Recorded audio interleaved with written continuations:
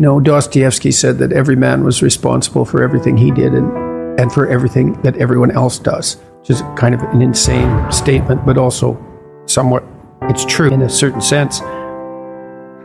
You do have an indefinite responsibility, and you do have an indefinite capacity to bear that responsibility, but that doesn't mean it can't be crushing. And then I would say the antidote to that is that you're not in this alone. As your responsibilities mount and your opportunities increase, you have to delegate more and more. It's important that you do everything you can, but there's enough for everyone to do. And so you might say, well, the heroic path is one that leads to universal redemption, and that's true. And you might say, well, that's all on you. It's like, it is in a sense. Well, it can crush you. It can be unsustainable, right? You can torture yourself for not doing it well enough. And it is up to you, but it's not up to you alone. It's not up to you alone. So you delegate. You help build people around you so that they're all working in the same direction. It's an effort multiplier in any case. And you make sure that they get credit. Credit's good enough. It's not exactly right. The rewards are in accordance with their efforts. And you can distribute that.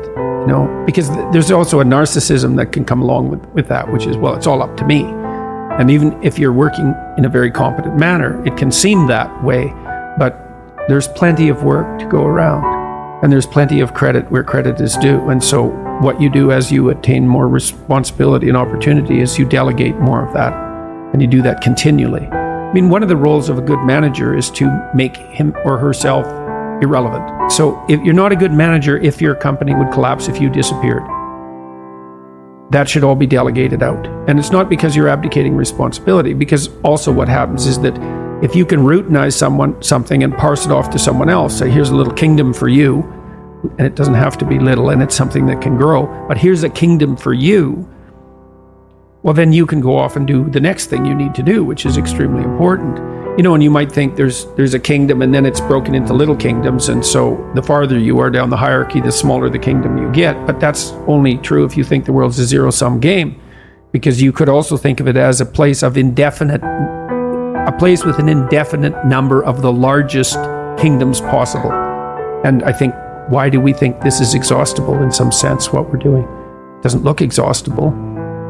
That's the limits to growth mentality. It's like, the economists don't believe in that, because they think, well, no, we can just get more efficient, which we certainly are. We're way more efficient than we once were.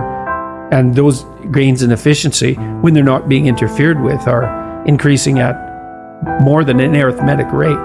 There are elements of life that have a zero-sum element. I mean, if you're competing with another man, for example, to marry a particular woman, that's a zero-sum game if you only think of the game as including you two and that woman. So you can set up circumstances that are zero-sum. Take that metaphor of zero-sum game, where there has to be winners and losers because there's a finite number of resources, is to assume that the rules of that game are the rules that govern the set of all games. And that's just not true. Games are infinitely multipliable. I mean, you can invent a new game. People do that all the time. There doesn't seem to be any limit to the number of games we can invent. And it's a complicated problem because we are on a single planet, and some resources are more zero-sum than others, but we haven't really run into any actual zero-sum limits in terms of the probability of us living an abundant life on the planet. We've stewarded some resources very stupidly. We've done a very bad job of managing oceanic production, for example, although fish farms have alleviated that on the production side to some degree, but it's a tragedy of the commons that we could address and should address, as far as I'm concerned. One of the good things the government has done, I think, is to put a lot of the coast of Canada into marine protected areas, and that's smart. And we have to be smart about our resources, but that doesn't mean they're zero-sum, and certainly doesn't mean the world is a zero-sum game. And that's a Malthusian idea, that population will grow till it consumes all available resources and precipitously collapse. And then why do we think apocalyptically? It's, well, because things do come to sudden ends. People die, people get fatal illnesses. Like, The world you so carefully constructed can be blown apart at any moment by a random occurrence, genetic mutation that causes the cancer that kills you. Life has a fundamentally apocalyptic aspect.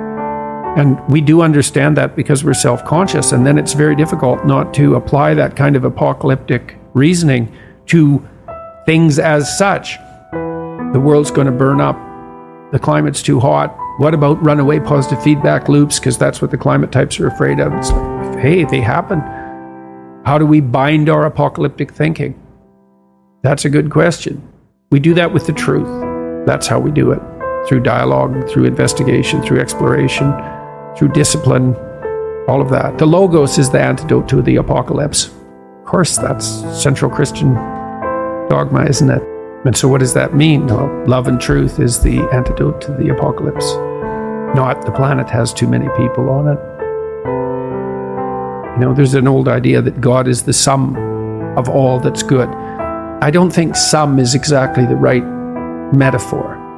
It's more like, imagine there are eternal verities: truth, beauty, justice, love, courage, fortitude, compassion.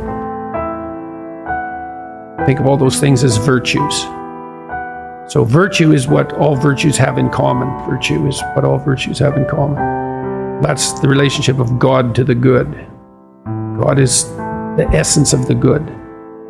Or you may think, how would that manifest itself in your life? Well, that might be pursuit of the good. And that's the pursuit of the good that unites all proximal goods. And well, what is that exactly? Well, it's something like the belief that it would be for the best that all things flourish to the degree that that's possible.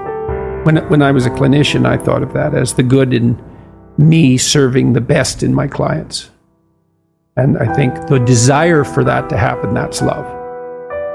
So that's the desire for, you say, well, take a human, bent, broken, miserable, malevolent, hurt, corrupt, weak, pathetic, contemptible, frustrating, disappointing, all of those things that we can lay on ourselves because of our inadequacies. It's like, well, it's easy to dismiss that, and part of that dismissal is what drives the notion that the planet has too many people on it and that we're a cancer on the face of the earth.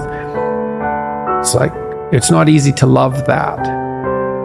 Well, what do you want? You want the broken people to rise up out of their brokenness rather than despise them for it. And then you orient yourself towards that and try to pull that out of people and yourself. And you have to have that frame first. That's what you're aiming for. And maybe that would be the opposite of hell. What's the difference between dogma and knowledge? You know, today's knowledge is tomorrow's dogma. And drawing the line between those two is extremely difficult. You can't just abandon everything you think, even though it's arbitrary. You need it to guide you. And it can transform into totalitarian dogma and promote atrocity in the service of its no longer valid maintenance. But that's a very complicated problem. Well, truth to begin with is, we tend to think that truth resides in a set of accurate facts. That's actually the weakness, I would say, of the materialistic atheist position, that axiomatic presumption about the nature of the truth. But the truth is a process, and it's often a dialogical process. So the truth is the thing that emerges in the course of the search for the truth, and true truth is to be found in the search for the truth. That's the process that continually revitalizes things. And so, and then if your orientation is towards the good, to the degree that your orientation is towards the good and your belief that the good can prevail, which is an article of faith, right? The good can prevail. There's evidence for whatever position you want to hold on that. So it's a decision. And you let go and the truth takes you away, and you think that it's going to go where it should go. You commit yourself to that idea, and then that's your adventure. That's the thing that's one of the things that's so cool about that. It's like, you need this adventure to buttress you against tragedy. There's nothing more adventurous than the truth. And in fact, it's the only true adventure, obviously. You just have to think that through for 20 minutes. How could it be a true adventure if it wasn't true? And then why is an adventure if it's true? Because you're not crafting the outcome. And so what does that mean? It means you've decided that the truth is what will set you free.